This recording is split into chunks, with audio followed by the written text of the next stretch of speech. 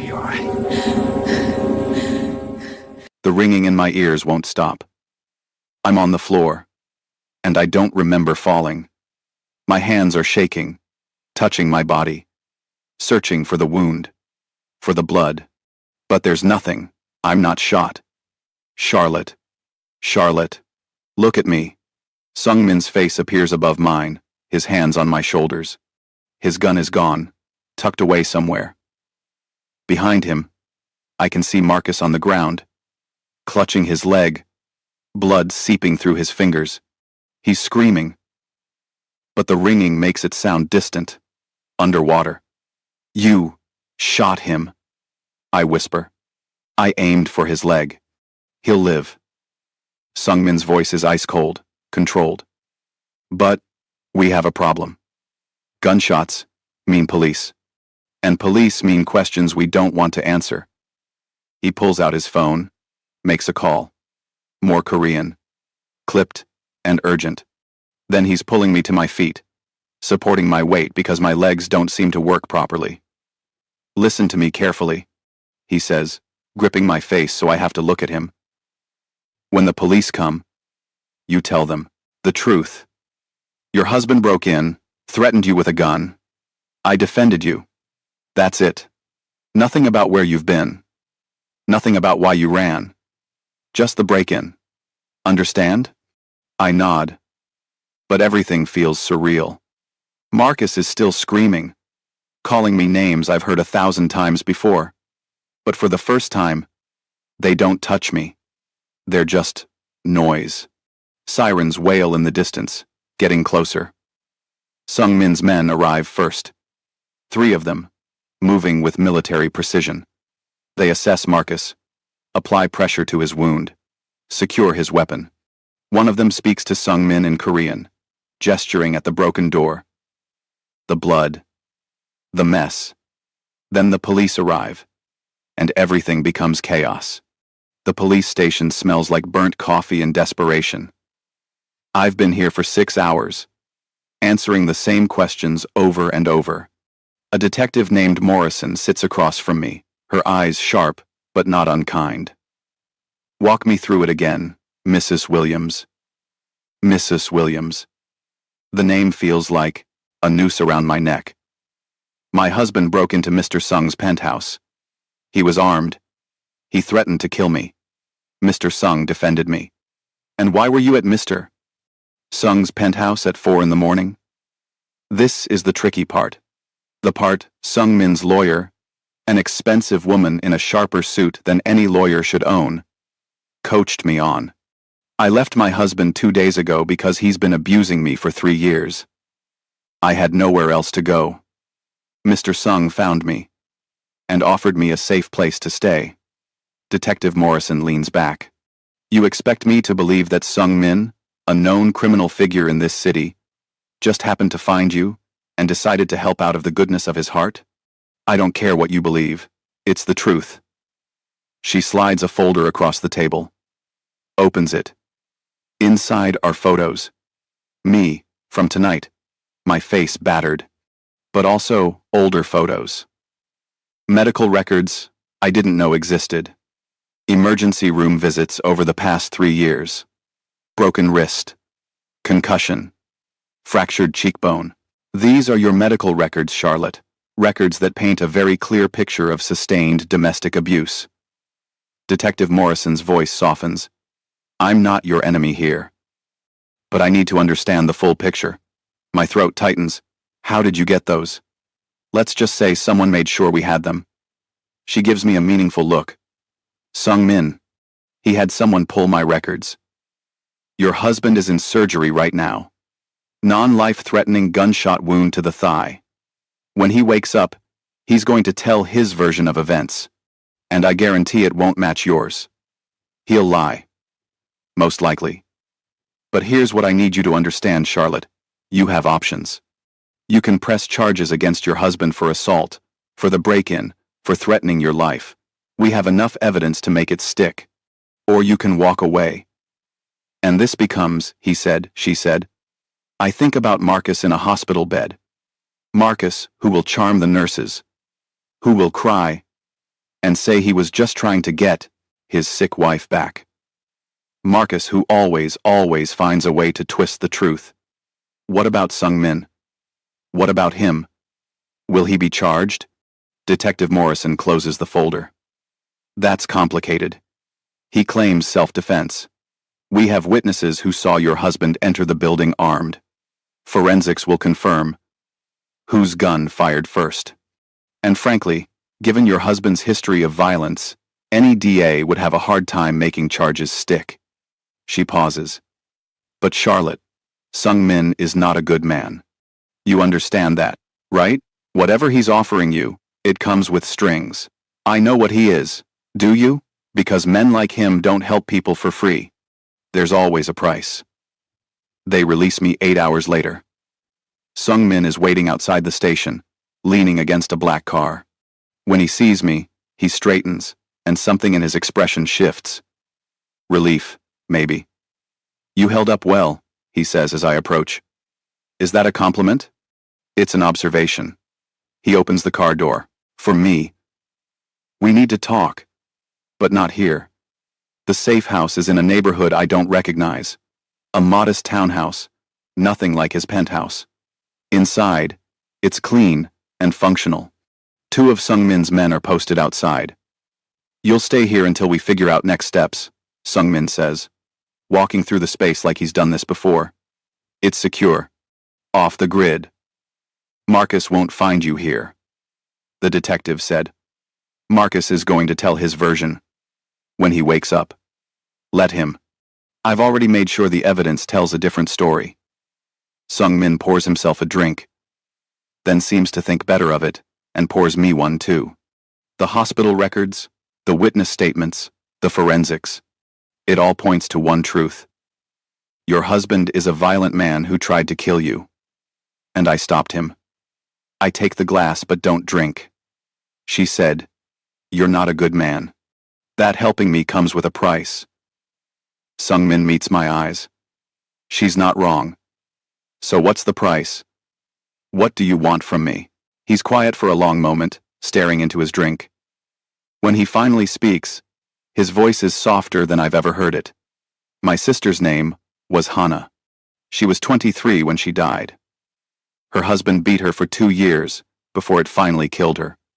Broke her neck and made it look like an accident. His jaw clenches. I was building my empire, too focused on power and territory to notice she was suffering. By the time I found out, she was already gone. Sung Min, I don't want your pity. I'm telling you this so you understand. I couldn't save Hannah.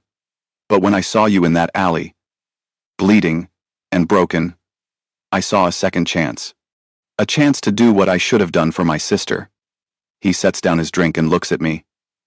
The price, Charlotte, is that you let me help you. You trust me when I say I'll keep you safe. And you don't run back to him, no matter how much he apologizes or promises to change. I'm never going back to him. Good. Because here's what happens next. Marcus will be released from the hospital in a few days. The police will investigate. But with his record and the evidence, they'll likely press charges. Assault with a deadly weapon, breaking and entering, attempted murder if we're lucky. But the legal system is slow, and men like Marcus know how to work it. He might make bail. The thought makes my stomach drop. And if he does? If he does, he'll come looking for you again. But this time, he won't find you unprepared. Sung Min's expression hardens. This time, we'll be ready. 3 days pass. 3 days of living in limbo, watching the news, waiting for the other shoe to drop. Sung Min visits every evening, bringing updates and food I barely touch. His men rotate shifts outside, silent guardians, who never speak to me but somehow make me feel safer than I have in years. On the 4th day, Mrs. Park arrives with clothes, toiletries, and something unexpected. A laptop. Mr. Sung thinks you should have something to do, she says in halting English. To keep mine busy. I open the laptop and find it already set up. No password, just a clean desktop and an internet connection. For the first time in years, I have access to the world without Marcus monitoring my every click. I start researching. Domestic violence resources, divorce lawyers, women's shelters. But then I make a mistake. I search for Marcus. The news articles appear, and my blood runs cold. Local man shot in home invasion, wife missing. Husband fights for life after attack, fears for wife's safety. Desperate search for missing woman, husband pleads for her return. They've painted him as the victim. Marcus, with his charming smile and crocodile tears, has convinced the media that I'm the one who needs help. That I'm mentally unstable. That he's the loving husband desperate to bring his sick wife home. I'm reading the comments of people calling me ungrateful, calling me crazy when Sung Min arrives. You shouldn't read that garbage, he says, taking the laptop. They believe him. Everyone believes him. Not everyone. The police have the evidence. They know the truth. Evidence doesn't matter if no one wants to see it. I stand, pacing the small living room. He's going to get away with this. He always gets away with it. No, he won't. Sung Min's voice is steel. I told you, Charlotte. In my world, problems get solved permanently. The way he says it sends a chill down my spine. What does that mean? It means I have people looking into Marcus. His finances, his connections, his secrets. Everyone has secrets, Charlotte. And when we find his, we'll use them. You mean blackmail? I mean survival. You want to be free of him? Then you need to fight with every weapon available. And sometimes, the sharpest weapons aren't guns or knives. They're information. Before I can respond, one of his men bursts in, speaking in Korean. Sung Min's expression goes dark. What is it? I ask. Marcus made bail 2 hours. The room tilts. What? How? He has friends in high places. Friends I didn't know about. Sung Min is already on his phone, issuing orders. We need to move you. Now. Where? Somewhere he'll never think to look. But Charlotte. He grabs my arm, forcing me to focus on him. He's not coming alone. My sources say he's hired people. Professionals. He wants you found. And he's willing to pay for it. Terror floods my system. How much time do we have? Not enough. We're halfway to the door when Sung Min's phone rings. He answers, listens, and his face goes completely blank. That scares me more than anything. What? I demand. There's more. Marcus reached out to my enemies. The Italians. He's offering them information about my operations in exchange for their help finding you. My blood turns to ice. He's making you a target. Because of me. This isn't your fault. Yes, it is. You should never have helped me. You should have left me in that alley. Sung Min grabs my shoulders, his grip firm, but not painful. Listen to me. I've been in this business for 15 years. I've survived gang wars, federal investigations, and assassination attempts. Your husband is a coward who beats women. He doesn't scare me. His eyes bore into mine. But you need to decide right now. Are you going to run? Or are you going to stand and fight? I don't know how to fight him. Then I'll teach you. But you have to choose, Charlotte. Run forever, always looking over your shoulder. Or end this. Really end this. I think about the past 3 years. The fear, the pain, the slow death of everything I used to be. I think about Hana, Sung Min's sister, who never got a chance to fight back. And I think about every woman like us, trapped in houses that should be homes, with men who should be lovers, but are really just monsters wearing human faces. I'll fight, I whisper. Tell me what to do. Something like pride flashes in Sung Min's eyes. First, we get you, somewhere safe. Then, we go on the offensive. The warehouse smells like oil and concrete. It's one of Sungmin's properties, he explains, used for legitimate shipping but also for less legitimate meetings. We're in a back office, surrounded by 6 of his men. All armed. All watching me with expressions I can't read. Sungmin spreads papers across a desk. Photos of Marcus. Building layouts. Financial records. This is everything we've gathered in the past 72 hours. He says, your husband has a gambling problem.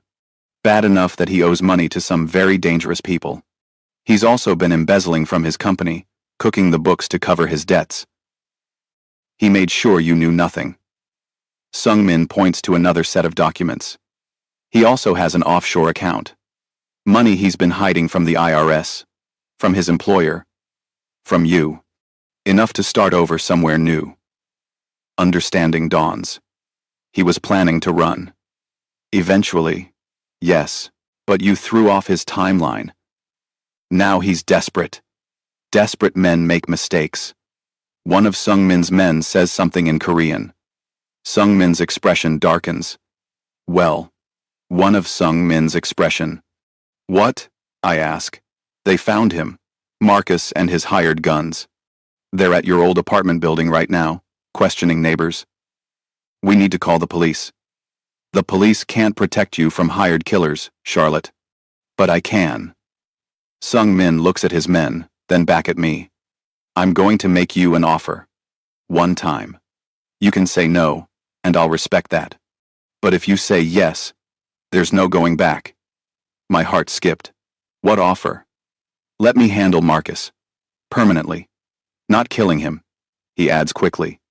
But making sure he never comes near you again. I have ways of doing that. Legal ways, mostly. But they require you to trust me completely. And if I say no? Then I'll set you up with everything you need to disappear. New identity, money, a fresh start somewhere far from here. You'll be safe, but you'll always be looking over your shoulder. I look at the photos of Marcus spread across the desk. Marcus, smiling at our wedding. Marcus, at his company Christmas party. Marcus, the charming husband, the successful businessman, the pillar of the community. All lies. What would you do? I ask. To handle him permanently? Sungmin considers his words carefully. I'd make sure the authorities have everything they need to put him away for a very long time. The embezzlement. The gambling debts. The abuse. All of it. And I'd make sure his dangerous friends know he's a liability. Men like that? When they become more trouble than they're worth, they disappear from relevance very quickly. You'd ruin his life. I'd give him the consequences he deserves. The consequences the law should have given him years ago. It should be a harder decision. But it's not. Because I'm tired. Tired of being afraid. Tired of running. Tired of being small. Do it, I say. End this. Sungmin nods once. Then turns to his men and issues orders in Korean. They move immediately, pulling out phones, speaking in hushed tones. Whatever machine Sungmin just set in motion, it's already working. There's one more thing, Sungmin says, pulling out a gun. You need to learn how to protect yourself. I don't know how to use a gun. You will. By tomorrow.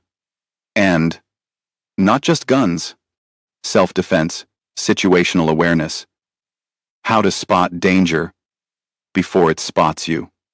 He sets the gun down on the desk between us. I can't always be there to protect you. Charlotte, you need to be able to protect yourself.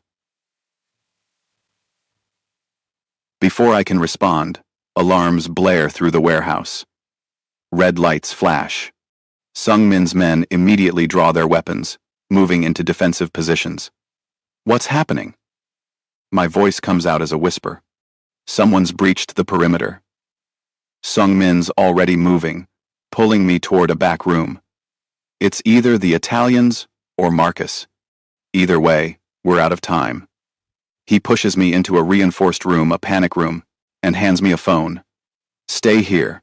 If you hear gunshots, call this number. My second in command will get you out. Where are you going? To finish this. He turns to leave. Sung Min. He stops. Looks back. Don't die for me. I'm not worth it. Something softens in his hard expression. Yes, you are. You just don't know it yet. Then he's gone. And I'm alone in the dark, listening to footsteps and shouts echoing through the warehouse. My heart is in my throat. My hands shaking so badly I can barely hold the phone. Minutes pass like hours. I hear crashes. Shouts. What might be gunfire? But I can't be sure. Every sound makes me flinch. Every silence is worse. Then voices. Getting closer. English.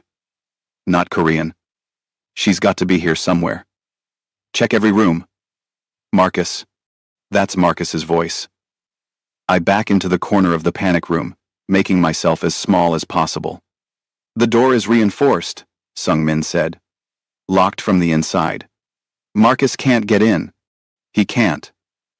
The door handle rattles. Once, twice. Charlotte, I know you're in there. Open this door. I don't move. You think you can hide from me? He's hitting the door now, each impact making me jump. The metal holds, but I don't know for how long. When I get my hands on you, Charlotte, I'm going to make you wish you'd never been born. Do you hear me? I'm going to.